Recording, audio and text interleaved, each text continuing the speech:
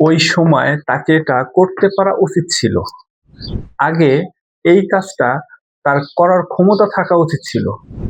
তোমার এটি পরিষ্কারভাবে বোঝানো ক্ষমতা থাকা উচিত ছিল। তার উত্তর দেওয়ার ক্ষমতা থাকা উচিত ছিল।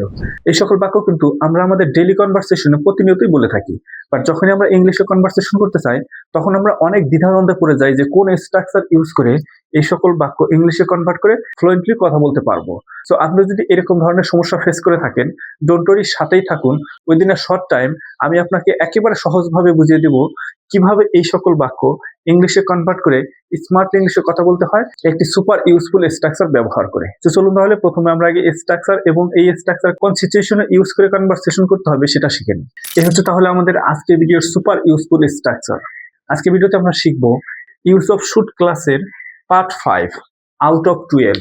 চলুন আমরা খুব সহজভাবে স্ট্রাকচার এবং কোন সিচুয়েশনে এই স্ট্রাকচার ইউজ করব সেটা আমরা প্রথমে ভালো করে বুঝে নিই। দেখেন, স্ট্রাকচারটা হচ্ছে কি, subject plus should be able to plus PB first plus object. PB first অর্থ হচ্ছে কি প্রিন্সিপাল ভার্বের বেস ফর্ম। এটি হচ্ছে সুপার ইউজফুল স্ট্রাকচার। চলুন এখন আমরা সিচুয়েশনটা বুঝে নেই যে এই স্ট্রাকচার কোন সিচুয়েশনে ইউজ করে আমরা কনভারসেশন করব।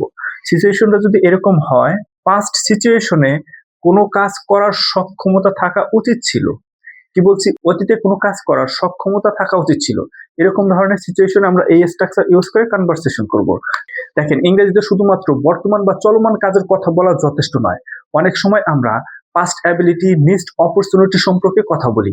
এ ধরনের সিচুয়েশনে আমরা বুঝতে পারি না তখন কোন স্ট্রাকচার ব্যবহার করে ন্যাচারাল ভাবে ইংরেজিতে কথা বলতে হয়। তার জন্য চলুন আজকে ভিডিওতে আমরা কিছু রিয়েল লাইফ এক্সাম্পলের মাধ্যমে বুঝে নেই এই সিচুয়েশনে এই স্ট্রাকচার ব্যবহার করে কিভাবে স্মার্ট ইংলিশে কথা বলতে হবে। চলুন আমরা প্রত্যেকটি এক্সাম্পল ওয়ান বাই ওয়ান এই স্ট্রাকচারের মাধ্যমে কিভাবে গঠন হয়েছে সেটা বুঝে নেই। প্রথম এক্সাম্পলটি হচ্ছে, দেখেন, you should have been able to give the answer. একটু মনোযোগ সহকারে বোঝেন। দেখেন, স্ট্রাকচারটা কিন্তু একটু কঠিন মনে হলেও যখন আপনি রিয়েল এক্সাম্পলের মাধ্যমে বুঝবেন তখন কিন্তু একেবারে সহজ মনে হবে।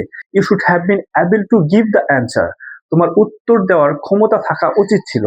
দেখেন, অতীতে কোনো কিছু করার সক্ষমতা থাকা উচিত ছিল। এরকম ধরনের সিচুয়েশনে এই স্ট্রাকচার দিয়ে কিভাবে বাক্য গঠন হয় আপনি কিন্তু বুঝতেছেন। চলুন আমরা সেকেন্ড এক্সাম্পলের মাধ্যমে আরেকটু ভালোভাবে বুঝে নেই। দেখেন, he should have been able to drive a car, তার গাড়ি চালানো ক্ষমতা থাকা উচিত ছিল। আই গেস আপনি বুঝতে পারতেছেন কোনো কিছু করার সক্ষমতা ছিল অতীতে, এরকম ধরনের কথা এই স্ট্রাকচারের মাধ্যমে কিভাবে গঠন হয় এবং আপনি আপনার রিয়েল কনভারসেশনে কিভাবে বাক্য গঠন করবেন সেটা বুঝতেছেন। তো চলুন আরেকটু ক্লিয়ার হওয়ার জন্য আমরা থার্ড এক্সাম্পলের মাধ্যমে বুঝে নেই। দেখেন, we should have been able to solve the problem earlier, আমাদের সমস্যা আগে সমাধান করার ক্ষমতা থাকা উচিত ছিল। আই থিঙ্ক আপনি বুঝতে পারছেন অতীতে কোনো কিছু করার সক্ষমতা থাকা উচিত ছিল। এরকম ধরনের সিচুয়েশনে এই স্ট্রাকচারটি কিভাবে বাক্য গঠন হয়, আপনি যদি এই সিচুয়েশনটি বুঝে থাকেন তাহলে এই স্ট্রাকচারের মাধ্যমে আপনি আপনার রিয়েল কনভারসেশনে কিন্তু অনেক ধরনের বাক্য তৈরি করে প্র্যাকটিস করতে পারবেন। আজকে ভিডিও তাহলে এ পর্যন্তই। দেখা হবে পরবর্তী ভিডিওতে ইউজ অফ শুড এর পার্ট 6 ক্লাসে। Till then, keep practicing and stay confident.